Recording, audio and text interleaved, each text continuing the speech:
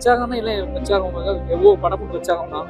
என்னோட 5 படங்களுமே மானுட வாழ்க்கைக்குள்ள இன்னைக்கு தமிழ் சமூக வாழ்க்கைக்குள்ளே இருக்கக்கூடிய முகங்களை பற்றி இதெல்லாம் சரியா தவறா, இது வந்து நம்ம இதை எப்போ மாற்றிட்டு போகிறோம் அப்படிங்கிற ஒரு பிரச்சாரத்தை தான் நான் முதல்ல என்னோட படங்கள் மூலமாக வச்சுக்கிட்டே இருக்கேன். அது எப்பவுமே தொடரும். எப்பவுமே திருநெல்வேலி வந்து ஒரு பதட்டமான சூழ்நிலை இருப்பதாக தொடர்ந்து முதல்ல பேசிக்கலாம். நீங்க பார்த்து உருவாக்காதீங்க. இல்ல ரொம்ப சந்தோஷமான நாள் முதல்ல இன்னைக்கு. ஏன்னா திருநெல்வேலி மாதிரியான ஊர்ல வருஷத்துக்கு ஒரு முறையில் மாசத்துக்கு ஒரு முறையே புத்தக கண்காட்சி நடத்தப்படணும். ஏன்னா அப்படி ஒரு பேராசை பிடிச்சவங்க. ஏன்னா திருநெல்வேலி சவுத்தில் வந்து எப்பவுமே வந்து வாசிப்பு வந்து முக்கியமானதாக நான் நினச்சிட்டு இருக்கேன். அப்படி ஒரு நாளில் புத்தக கண்காட்சி இந்த மாதிரி நாட்களில் இவ்வளோ மக்களோட சேர்ந்து இந்த புத்தக கண்காட்சி முன்னாடியே பேசினதும் மக்களை சந்தித்ததும் மிகப்பெரிய பேச சந்தோஷம். புத்தக கண்காட்சியை தொடர்ந்து நடத்துகிற அத்தனை பாப்பாசி கவர்மெண்ட் உள்ள அரசு ஊழியர்கள் எல்லாத்துக்குமே என்னோட மாவட்ட நிர்வாகம் எல்லாத்துக்குமே என்னோட முதல் நன்றியை தெரிவிச்சு. இல்லை, இலக்கிய மையம் எல்லாரும் எல்லா மதத்தினரும் ஜாதியினரும் சேர்ந்து அதுக்கான முன்னெடுப்பை என்ன பண்ண போறீங்க? இல்லை என்ன அப்படின்னா, இப்போ எனக்கு ஒரு ஆசை இருந்துச்சு, திருநெல்வேலியில் நீங்கள் என்ன பண்ண போறீங்கன்னா திருநெல்வேலியில் ஏதாவது பண்ணணும். ஆனால் அது எல்லா மக்களும் பயன்படக்கூடியதாக இருக்கணும். அது வந்து அதுக்கு வேற எந்த இடமும் இருக்கக்கூடாது அப்படிங்கிறது ரொம்ப தெளிவாக இருந்தது. அப்படி ஒரு நிகழ்வு நடக்கணும் அப்படின்னா அந்த நிகழ்வு வந்து யாராவது முன்னெடுத்தாங்க அப்படின்னா அதுக்கு ஒரு மிகப்பெரிய சப்போர்ட் பண்ணணும். இலக்கியம் சம்பந்தமாக, வாசிப்பு சம்பந்தமாக இளைஞர்களுக்குள்ள வேற ஒரு பாதையை உருவாக்கக்கூடிய சில நிகழ்வுகள் நடந்தால் அதுக்கு முழு சப்போர்ட் பண்ணணும் அப்படிங்கிறது ஒரு பெரிய விஷயமா இருந்துச்சு. அதை தான் நான் அனௌன்ஸ் பண்ணேன். இல்லை, தென்னிந்தியாவின் ஆக்ஸ்போர்ட் சொல்றது பழங்கோட்டை.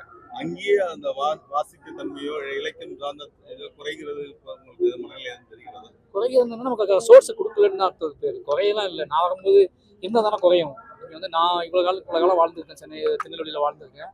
நான் அப்படியான நிகழ்வுகளை சந்திக்கவே இல்லை. எனக்கு தெரியாமல் நடந்துச்சாலும் கூட எனக்கு தெரியாது.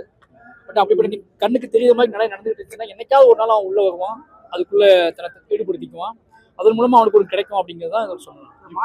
இளம் இயக்குநர்களுக்கு வாசிப்பு பழக்கம் கண்டிப்பா இருக்கணும்னு நினைக்கிறீங்களா? நிச்சயமா. நீங்க வந்து இளம் இயக்குநர்களுக்கெல்லாம் கிடையாது, பொதுவா சராசரி ஒவ்வொரு ஹியூமன் என்ன எழுதுறது மானுட வாழ்வுக்காக தான் எழுதப்படுது. எல்லா தகவல்களுமே எல்லா இலக்கியமுமே மானுட வாழ்வை மேம்படுத்துவதற்காக எழுதப்படுது. அதனால் ஒவ்வொரு ஹியூமனுமே வாசிக்க வேண்டிய கட்டாயத்துக்கு இருக்கிறோம். ஏன்னா வாசிப்புங்க நான் சொன்ன மாதிரி தான், வாசிப்புங்கிறது தன்னிலை உணர்தல்.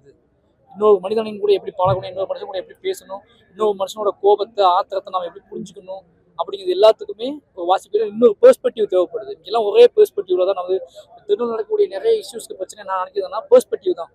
எல்லாத்துக்கும் ஒரே பார்வை தான் பார்க்கப்படுது. அதுக்கு இன்னும் வேற லேயர்ஸ் இருக்கு, வேற பார்வைகள் இருக்கு. அந்த பார்வையை கொண்டு வரணும் அப்படின்னா ஒருத்தர் வாசிப்பு ரொம்ப முக்கியம். அந்த வாசிப்பு இருக்கும்போது ஒருவேளை இப்படி இருக்குமோ, இப்படி இருக்க வாய்ப்பு இருக்கோ, நாம தப்பா புரிஞ்சுக்கிறோமோ அப்படின்னு சொல்லி ஒரு மனுஷன் அதை புரிய ஆரம்பிச்சாங்கன்னா அந்த பெர்ஸ்பெக்டிவ் சேஞ்ச் ஆக ஆரம்பிச்சுன்னா அது பெரிய மாற்றமா இருக்கும் நம்புறேன். ஏன்னா வழிகள் நிறைந்த மாரி செல்வராஜோட வாழ்க்கையில வந்து வாசிப்பு பழக்கம் உற்ற தோழனா இருக்குன்னு சொல்றீங்க. ஆமா நான் வந்து வழி நிறைந்த வாழ்க்கைன்னா அதை சொல்றதுக்கான எனக்கு தேர்ந்த மொழி கிடைக்கல அப்படின்னா நான் இவ்வளவு வெளிப்பட்டு போறான்னு தெரியாது. அது சொல்றதுக்கான தேர்ந்த மொழி மட்டும் இல்லாம தைரியம் நம்ம கிட்ட ஒன்று இருக்கு. அதை எல்லாருக்கும் பிடித்தமானதா சொல்லணும். சொல்றதுக்கு எனக்கு ஒரு பெரிய தைரியம் வேணும். தைரியத்தோட சேர்ந்து சில ஆற்றலும் வேணும். அந்த ஆற்றலை கொடுத்தது வாசிப்பு தான். தமிழக அரசியல்ல இப்ப நீங்க சொல்லக்கூடிய கருத்துக்களை பிரச்சாரம் செய்யறதுக்கு வாய்ப்பு இருக்கா? பிரச்சாரம்னா இல்லை பிரச்சாரம் எவ்வளோ படமும் பிரச்சாரம் தான். என்னோட 5 படங்களுமே மானுட வாழ்க்கைக்குள்ள இன்னைக்கு தமிழ் சமூக வாழ்க்கைக்குள்ளே இருக்கக்கூடிய முகங்களை பற்றி இதெல்லாம் சரியா தவறா, இது வந்து நம்ம இதை எப்போ மாற்றிட்டு போகிறோம் அப்படிங்கிற ஒரு பிரச்சாரத்தை தான் நான் முதல்ல என்னோட படங்கள் மூலமாக வச்சுக்கிட்டே இருக்கேன். அது எப்பவுமே தொடரும். நான் அப்படி எந்த கட்சியிலுமே இல்லை. நான் திரைப்பட இயக்குனர். நான் வந்து ஒரு ஆர்ட் ஃபார்ம் இயங்கிட்டு இருக்கேன். ஆர்ட் ஃபார்முக்கு ரொம்ப காத்திரமாக இயங்குவேன். நான் நம்பக்கூடிய சமூக நீதிக்கு ஆதரவாக, நான் நம்பக்கூடிய சமூக மாற்றத்துக்கு ஆதரவாக, சகோதரத்துக்கு ஆதரவாக என்னோட ஆர்ட் ஃபார்மை நான் பிரச்சாரமாக பயங்கரமாக பயன்படுத்துவேன். இப்போ சந்தேகம் தீர்ந்துச்சா? கண்டிப்பா. நன்றி.